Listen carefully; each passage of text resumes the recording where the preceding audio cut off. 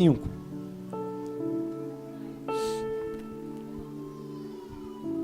Hoje eu quero poder ensinar um pouco. Se o Senhor me permitir, eu quero poder ensinar um pouco você. Te ensinar sobre um assunto fundamental para a sua vida cristã. Fundamental. Lá a fundação da obra, a fundação do prédio da tua vida cristã, isso aqui que a gente vai falar hoje tem que estar lá na fundação. Se não tiver na sua fundação, você não vai conseguir ter uma vida cristã muito sólida e edificada. Mas se isso daqui estiver lá na fundação, faz parte da fundação, né? E nós estamos no mês de março, e o mês de março tem um tema. Qual é o tema do mês de março? Tetelestai. Está consumado. E hoje eu quero falar sobre o propiciatório. Olha que palavra difícil. Propiciatório. Esse mês de março eu estou muito cultura, irmão. Estou falando muito difícil. Muito eloquente. Êxodo no capítulo 25, eu quero que você leia o verso 10 e o verso 16. E depois que a gente lê, eu quero pedir a minha ajudante de palco.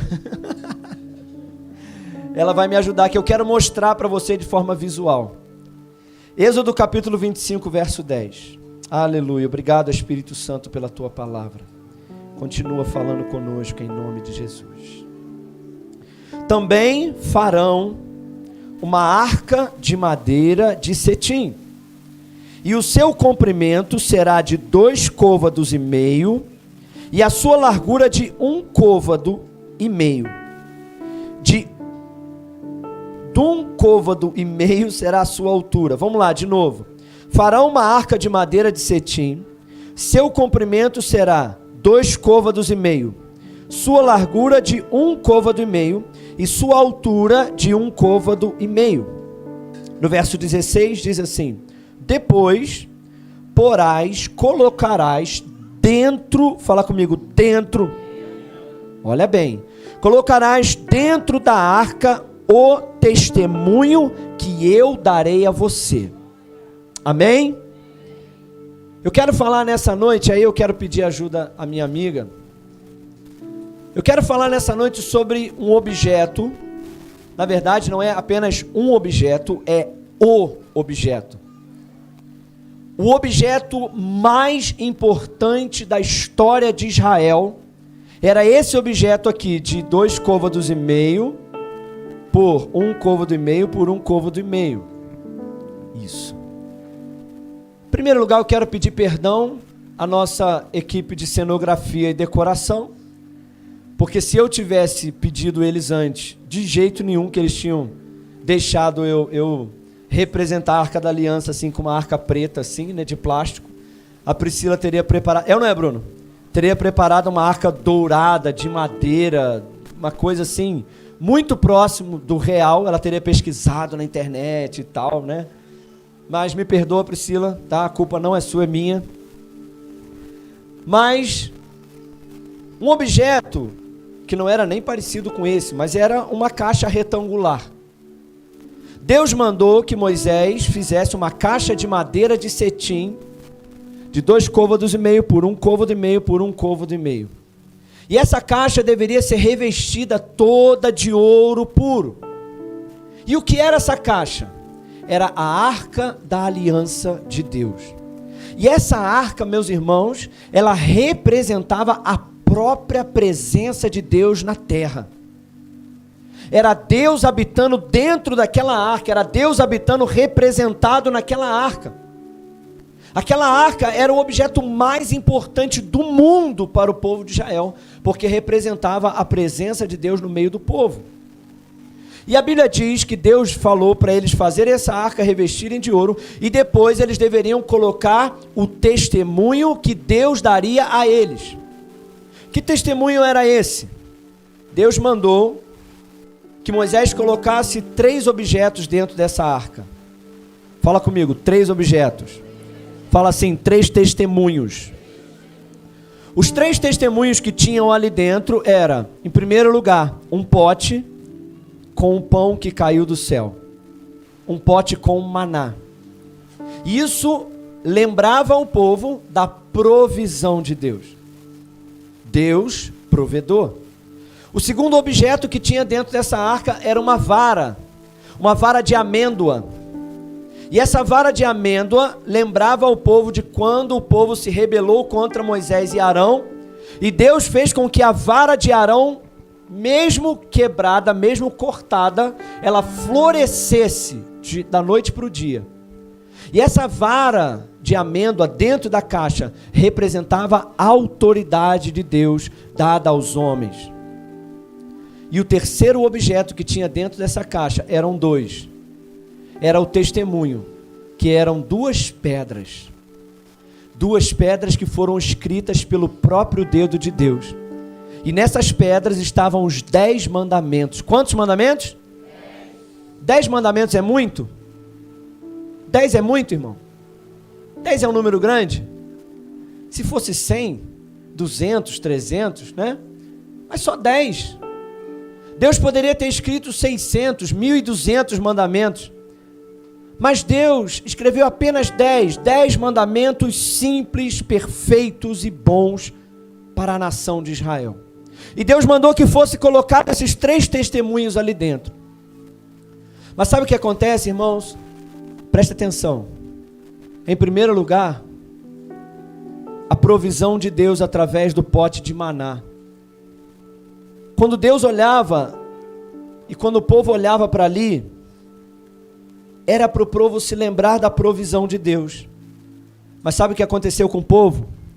Eles duvidaram da provisão de Deus. Eles duvidaram que o maná ia cair todo dia. Eles tentaram ao Senhor e duvidaram que Deus seria capaz de manter eles no deserto. E por isso Deus mandou que colocasse ali dentro para mostrar, olha, eu sou o provedor, mas vocês são incrédulos.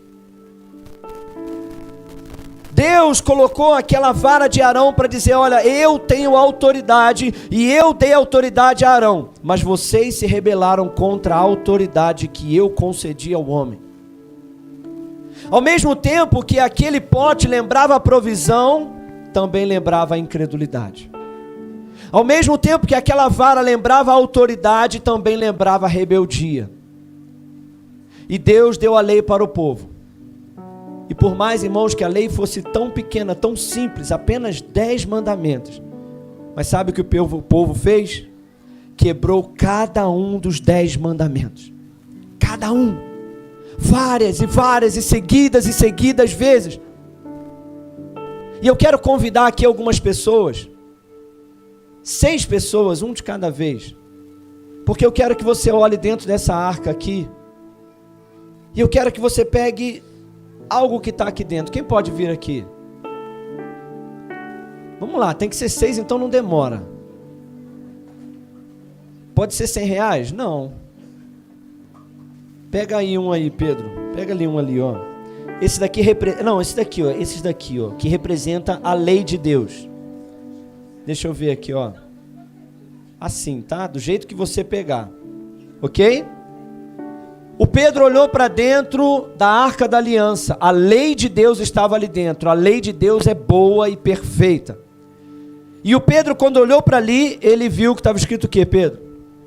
Deus é santo. Deus é santo. Sim ou não, irmãos? Mas vira agora, Pedro. O que está escrito aí? Eu sou pecador. Deus é santo. Mas, irmãos, a verdade é que você é pecador.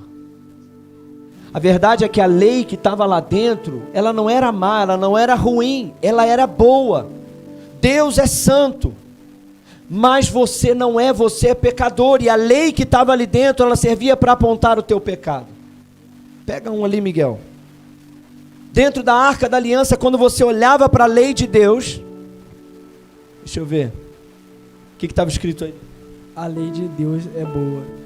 Diga assim comigo, a lei de Deus é boa. Deus é justo, a sua lei é boa, irmão. Cada um dos seus mandamentos são bons e santos. Mas ao mesmo tempo que a lei de Deus ela é boa, quando Miguel olhava para a lei de Deus, o que ele via? Olha do outro lado. Eu não consigo guardá-la. eu não consigo guardá-la. Irmãos, tem mais alguém aqui que se identifica com isso? A lei de Deus é boa, é perfeita, mas eu não consigo guardar a lei de Deus. E quando Bruno olhava para dentro da arca, se ele olhasse para dentro da arca, ele veria as tábuas da lei, o testemunho do Senhor, e ali ele pegaria, vamos lá Bruno, pega aí. Isso, o que está escrito aí? Eu sou infinito. Deus, não, aqui ó, isso, esse daqui ó. Deus é feliz. Deus é fiel. Quem já viu isso no adesivo do carro aí? Deus é? Aleluia, Deus é fiel. Mas quando o Bruno olhava para Deus, ele via a fidelidade de Deus. Mas quando Deus olhava para o Bruno, sabe o que Deus via? Olha do outro lado aí, Bruno, o que está escrito aí? Eu sou infiel. Deus é fiel, mas o Bruno é infiel. E quando a Katrina pegava aqui, quando ela olhava para o testemunho do Senhor, Katrine, aleluia, pega ali, Katrine. Tá certo, claro. Deixa eu ver. O que está escrito aí, Katrine? Deus é generoso. Deus é generoso. Quem concorda que Ele é generoso, irmão? Como é bom. Mas quando Deus olhava para Katrine, o que Deus via? Eu sou egoísta. Você é egoísta. Sim ou não, irmãos? Quem pode se comparar com a generosidade de Deus? E quando Anthony, vem cá Anthony, quando Anthony olhava para Deus, o que ele via? O que você vê quando você olha para Deus? Deus é verdadeiro. Deus é verdadeiro, sim ou não, irmãos? Mas quando Deus olhava para o Anthony, o que Deus via? Eu sou mentiroso. O Anthony é mentiroso, irmãos. É ou não é? Não é não? Tem alguém aqui que pode dizer que nunca mentiu? Quem aqui nunca mentiu, levanta a mão aí. Já acabou de mentir, irmão. Acabou de mentir. Mentiu. Desde que você nasceu, você nunca contou uma mentira na tua vida inteira? Duvido.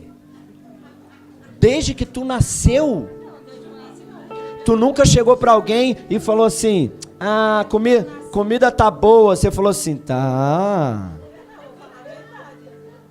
boa. É, né? Será que para mamãe, assim, nunca contou uma mentira na escola, colou na prova? Nunca contou uma... será? Quem acha que ela já mentiu pelo menos uma vez na vida aí? Quem acha que ela está mentindo agora? Quem falta? Pastor Rodrigo. Não, agora o pastor Rodrigo, né, irmão? Pastor Rodrigo, vamos ver, né? Quando o pastor Rodrigo olha para Deus, o que ele vê? Me deu a vida. Deus te deu a vida. Mas quando Deus olha para você, meu amigo, o que Deus vê? Eu escolhi a morte. Nós escolhemos a morte. Pode sentar. Pode ficar. Presente para vocês. Irmãos, a Bíblia diz que Deus mandou que o povo construísse uma arca. E você sabe por que Deus proibiu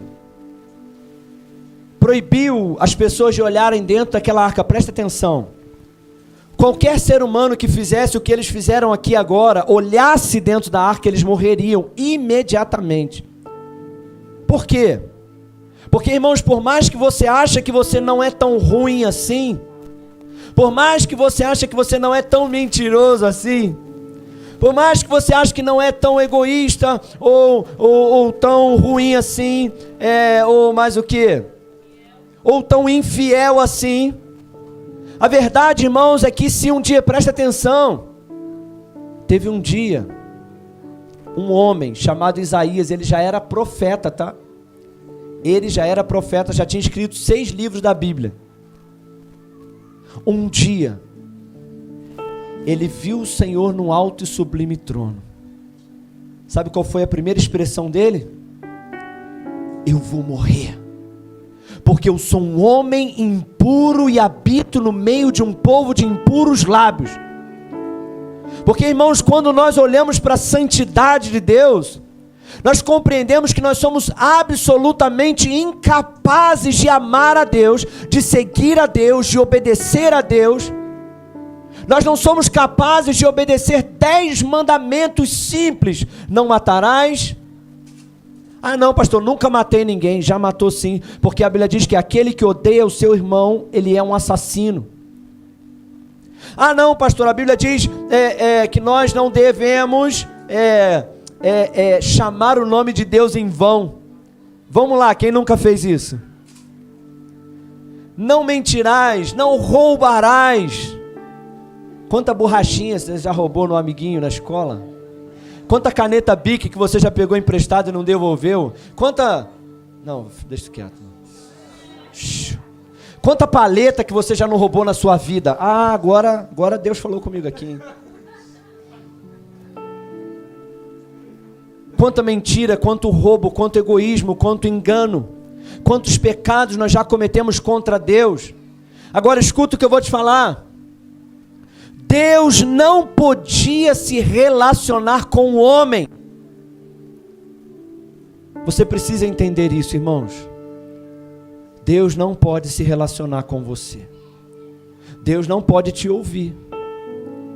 Deus não pode te abençoar. Deus não pode ser teu pai. Deus não pode ser teu Deus. Você não pode ir para o céu. Você não tem a menor condição. Pastor, mas eu conheço uma pessoa que, olha, ela não é crente não. Ela não crê em Jesus não. Mas olha, falta só isso para ela ir para o céu, irmão. Porque ela é melhor do que muito crente. Duvido. Pensa na melhor pessoa que você conhece. A pessoa mais boa que você conhece. Pensou? A Bíblia diz que essa pessoa, a sua garganta é como um sepulcro. A Bíblia diz que não há ninguém que busque a Deus, ninguém que teme a Deus, ninguém que ama a Deus. Ninguém. Porque todos pecaram e destituídos estão da glória de Deus. Então Deus não poderia permitir que o homem olhasse para dentro do seu testemunho, da sua arca, e se relacionasse com ele. Mas então, irmãos, Deus providenciou a misericórdia. No capítulo 25 de Êxodo, no verso 17, Deus falou o seguinte: eu vou providenciar algo, presta atenção, para que eu não olhe para a lei que você quebrou. Eu vou providenciar algo para que eu não olhe para a rebeldia que você cometeu, ou para a incredulidade do seu coração. Eu vou providenciar uma tampa para essa arca. A Bíblia diz no verso 17, diz assim: também farás um propiciatório de ouro puro. O seu comprimento será de 2 côvados e meio, sua largura de 1 côvado e meio. E farás, agora preste atenção nesse detalhe aqui, é muito importante. Se você perder isso aqui, você não vai entender o resto. Você fará também 2 querubins. Quantos? Pessoal lá de trás, quantos anjos querubins? 2 querubins de ouro batido nas 2 extremidades. Olha aqui, ó, uma tampa. Mente ilustrativa, uma tampa, um querubim aqui voltado para dentro e um querubim aqui voltado para dentro. 2 anjos, um na cabeceira da tampa, outro nos pés da tampa. E no verso 22 diz assim, verso 21, e você colocará o propiciatório em cima da arca, depois que você tiver colocado dentro da arca o testemunho que eu te darei. E ali eu virei e falarei com você, eu virei a você em cima do propiciatório, no meio dos 2 querubins que estão sobre a arca, tudo o que eu te ordenar para os filhos de Israel. Olha aqui, irmãos, se Deus olhasse para a arca, Deus não poderia se relacionar com o homem, porque Deus viria a lei que você quebrou, a rebeldia que você cometeu e a incredulidade constante do seu coração. Mas Deus disse o seguinte: eu vou providenciar algo. Eu vou providenciar uma tampa, um propiciatório. E a palavra propiciatório, ela quer dizer literalmente reconciliação. Eu vou providenciar algo que vai provisoriamente, agora aqui, essa arca de ouro, vai nos reconciliar. A Bíblia diz que Deus não vinha na arca, Deus vinha sobre a tampa. Deus disse, sobre o propiciatório eu falarei contigo. Eu virei sobre, no meio do propiciatório, entre um anjo e outro, eu estarei ali. E por causa do propiciatório, eu então poderei falar contigo e me relacionar contigo. Até aqui todo mundo entendeu? Então, irmãos, a arca lembrava a santidade de Deus e o pecado do homem. Mas o propiciatório era um intermediário para que Deus pudesse se relacionar com o homem. A única forma de Deus habitar no meio do povo e falar com o homem era se o propiciatório estivesse em cima da arca. Abre comigo no livro de João, Evangelho de João, no capítulo 20. Quantos anjos tinham sobre o propiciatório? Evangelho de João, no capítulo 20. Pastor, o que era tudo isso? A arca, o propiciatório, qual era a importância dessa tampa?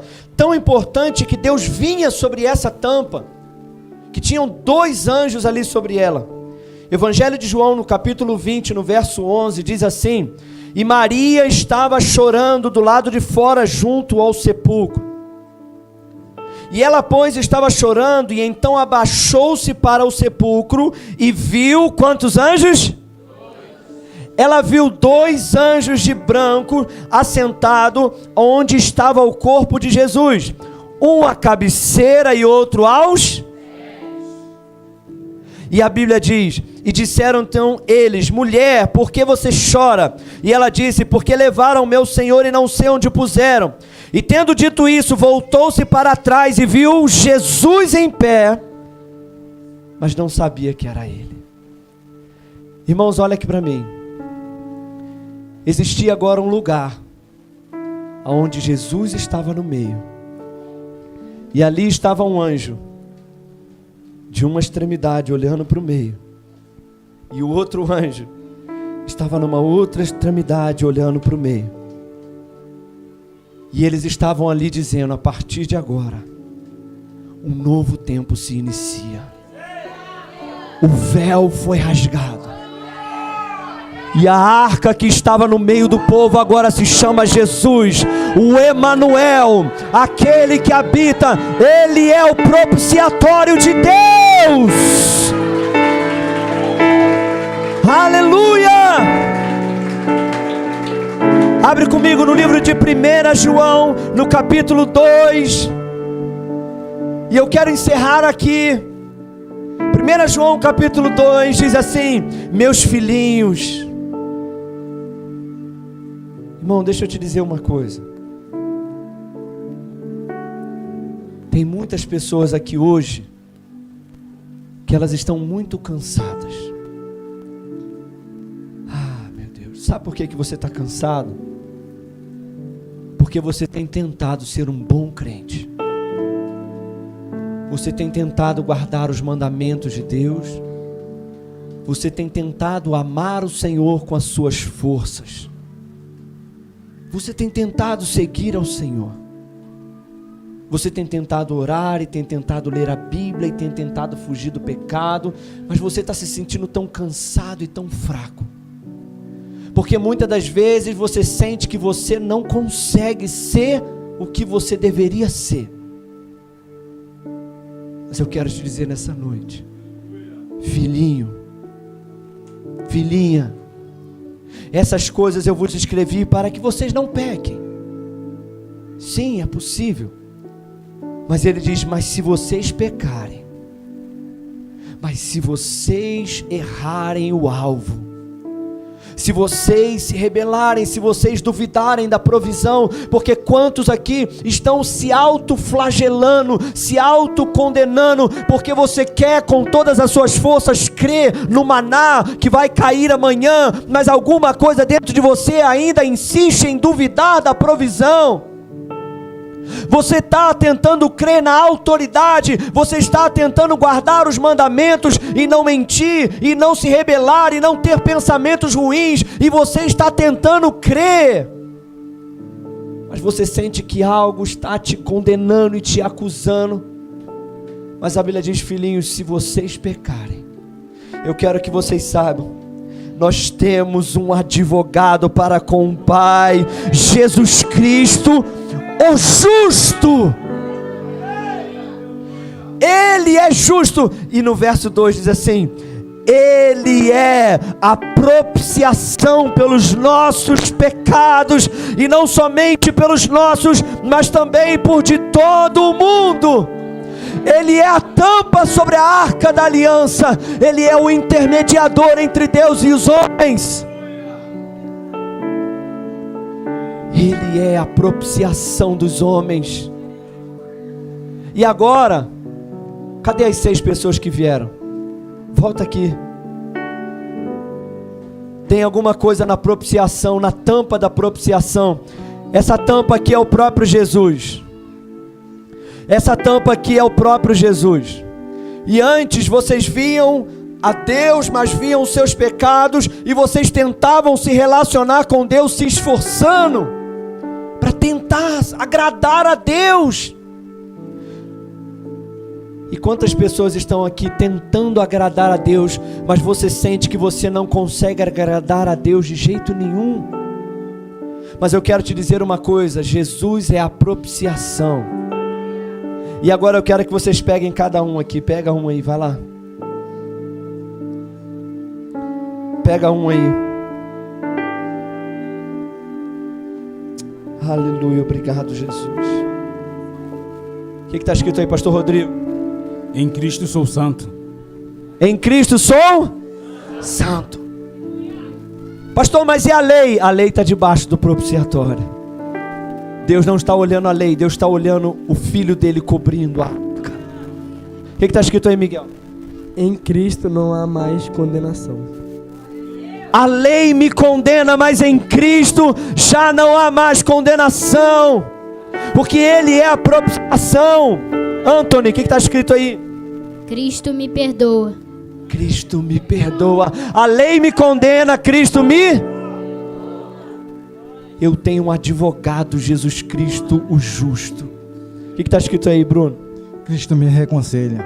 Cristo me reconcilia com Deus, aleluia. Não é pelo meu esforço, não é porque eu tento, não é porque eu consigo guardar a lei, mas Ele é a própria reconciliação. Tiago, o que está escrito aí? Cristo me dá acesso ao Pai. Cristo me dá acesso ao Pai. Catrine, o que está escrito aí? Cristo me dê sua justiça. Cristo me deu sua justiça. Pode se assentar. Irmãos, eu quero te dizer nessa noite, nós estávamos conversando, né, Júnior? Irmãos, como é difícil confiar em advogado. Você já precisou de um advogado? 2 raças, então espero que não tenha nenhum advogado aqui, irmão, por favor. Tem advogado aí, irmão? Por favor, misericórdia. Tem? Não vou falar mal de advogado não, irmão, pelo amor de Deus. É só mecânico. Mecânico é terrível, né, irmão?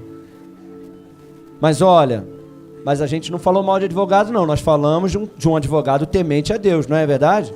Porque tem advogados tementes a Deus, assim como tem mecânicos tementes a Deus. Aleluia, Júnior. Glória a Deus. Mas, irmãos, é tão difícil confiar em um advogado, porque você está confiando a sua vida a ele, as decisões.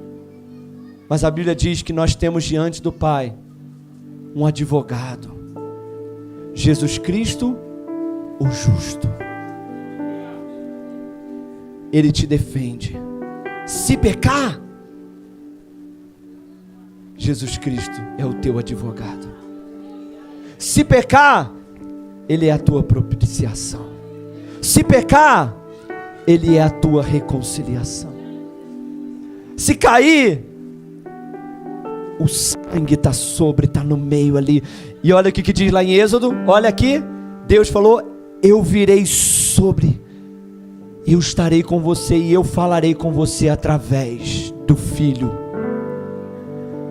O Filho é tudo. Irmãos, então eu quero te dizer uma coisa, preste atenção aqui. Não se relacione com Deus sem Cristo. Sem Deus, sem Cristo é condenação.